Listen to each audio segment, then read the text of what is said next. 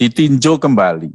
Karena 7 tahun berjalan dana desa, tentu situasi dan kondisi desa sudah mengalami satu perubahan, sudah mengalami satu perkembangan.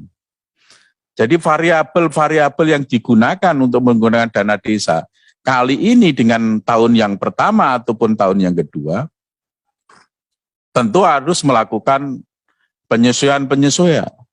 Gitu. Misalnya yang kami usulkan, bahwa dana desa bisa dipakai untuk perbaikan kantor desa. Gitu. Karena pada kenyataannya kantor desa di mana-mana itu mengalami satu kerusakan dan tidak jelas sumber dana yang dipakai untuk melakukan perbaikan kantor desa itu. Dari kabupaten tidak ada anggarannya, dari provinsi tidak ada anggarannya, dari Kementerian Dalam Negeri tidak ada anggarannya, kemudian Kementerian Desa tidak ada, dan ada satu aturan dari pusat yang melarang dana desa itu dipakai untuk kantor desa. Lantas kantor desa ini sebenarnya merupakan bagian integral dari perkantoran pemerintahan Republik Indonesia atau tidak? Kalau merupakan bagian satu kesatuan dari kepemerintahan Republik Indonesia, mestinya yang dipikirkan oleh pemerintah pusat itu tidak hanya kantor-kantor kementerian, kantor lembaga di pusat, tidak hanya kantor pemerintahan provinsi atau kabupaten kota, tapi juga kantor desa.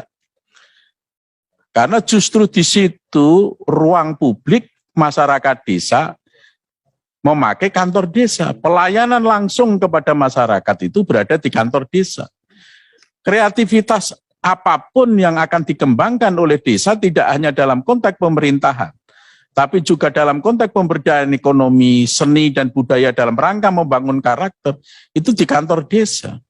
Kalau kantor desa itu tidak diperhatikan oleh pemerintah melalui sumber pendanaan yang jelas, bahkan ada pelarangan untuk memakai dana desa, lantas kantor desa ini siapa yang harus memikirkan, siapa yang harus bertanggung jawab?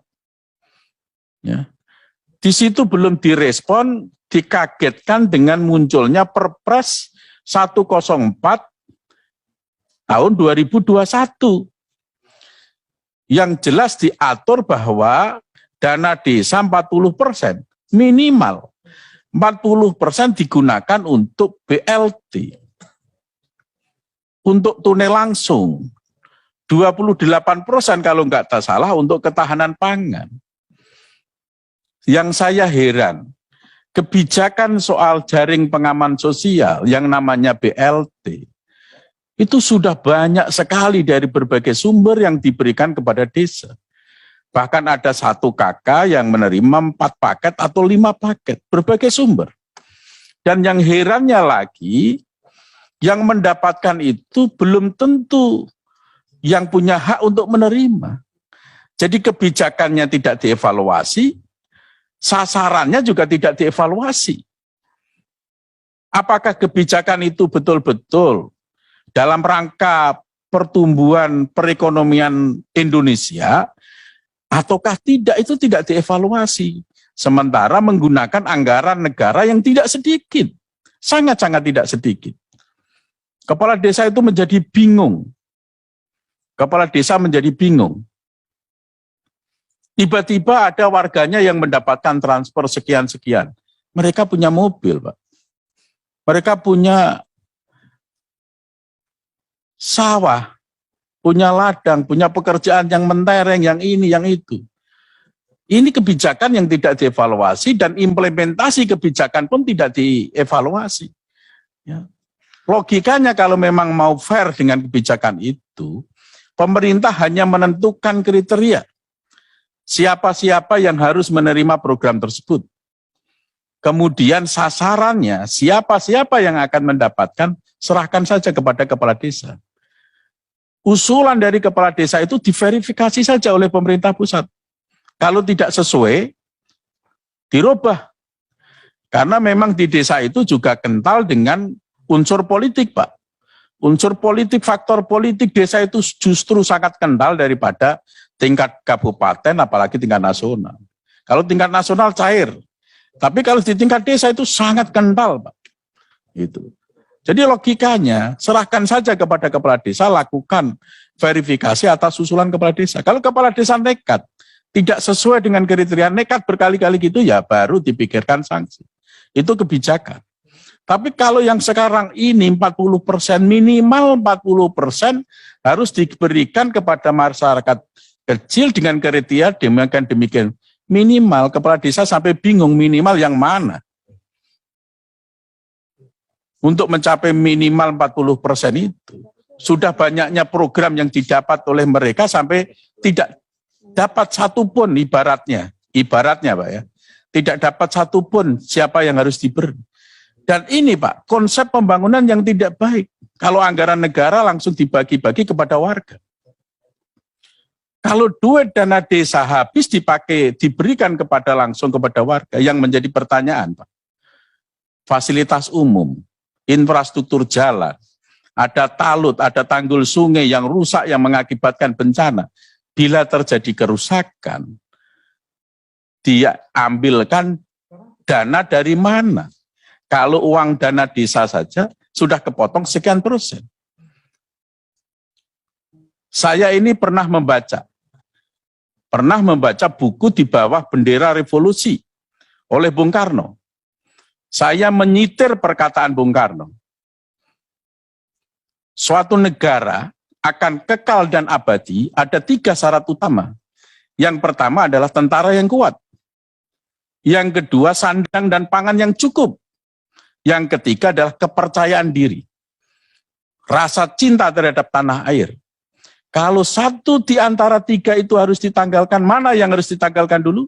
Tentara yang kuat. Berarti tinggal sandang dan pangan yang cukup dan kepercayaan diri. Kalau satu di antara 2 ini harus ditanggalkan, mana yang harus ditanggalkan dulu?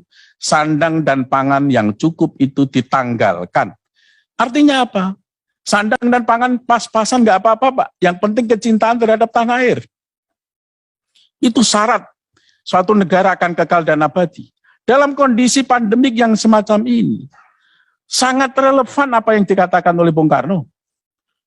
Bung Karno itu adalah cerminan untuk kita jadikan referensi, jadikan pegangan dalam menyusun satu kebijakan pemerintah, baik sekarang maupun yang akan datang, karena memang visioner.